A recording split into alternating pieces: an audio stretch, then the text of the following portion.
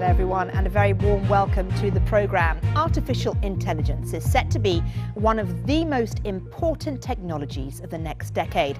And the Trump administration is hosting a summit with dozens of America's biggest companies to see how they can support it.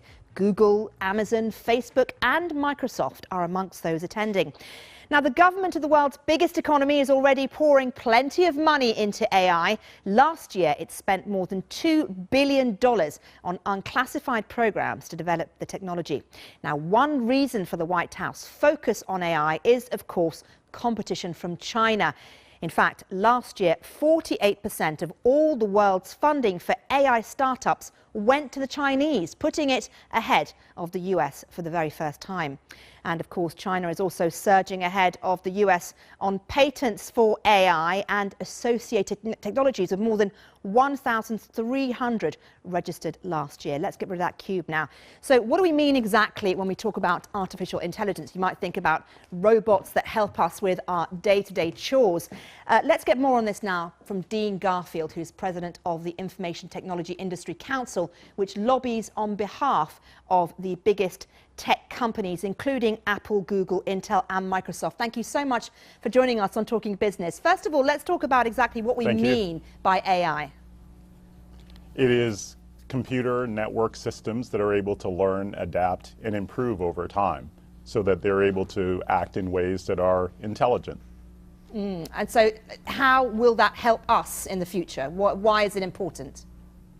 The help is actually wide-ranging. So from farming to pharmaceuticals to financial services, you're able to leverage intelligence in machines to improve service.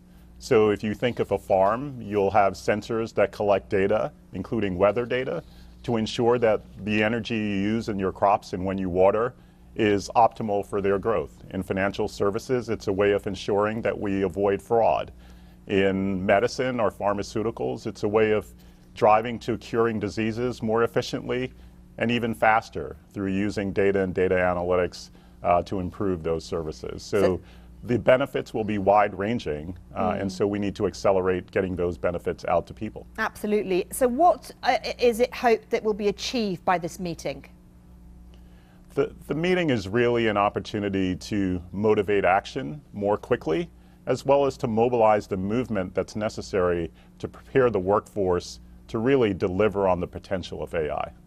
What do you think the Chinese play in terms of their role? I mentioned earlier that 48% of all dollars that go to AI startups globally went to the Chinese in 2017. That must worry the US quite a bit.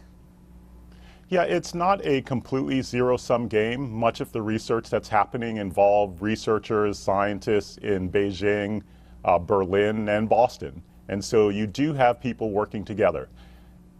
In parallel to that, the reality is that these technologies and the way that China's economy is situated and the way that they deal with intellectual property is not fully consistent with opening and distributing that technology globally. And so it's important that the US and the Western world maintain their investment in AI to ensure that those technologies are being delivered not only to Americans, but more broadly to society. And it's not just about delivering technology, is it? It's also about regulating it. And I've been reading about these big tech companies who are very clearly trying to put themselves forward as not being the reckless type, of being responsible and of welcoming regulation to some degree. Do you find that amongst the people in your council? Absolutely. All of our companies that are advancing AI research want the research and the deployment of AI to be human-centered. Human beings have to be at the center of the rollout of AI. We recently rolled out principles for the responsible deployment of AI, and all of our companies were strongly supportive and involved in developing that. And so we understand that we're driving and pioneering innovations that are changing society, and we want to be at the center of helping to set the parameters and principles for how that innovation takes place. Okay, Dean Garfield, it's so good to get your point of view from Washington. Thank you very much indeed. Thank you. Moving on now, because of course it's a very busy day in terms of business and economics news out there.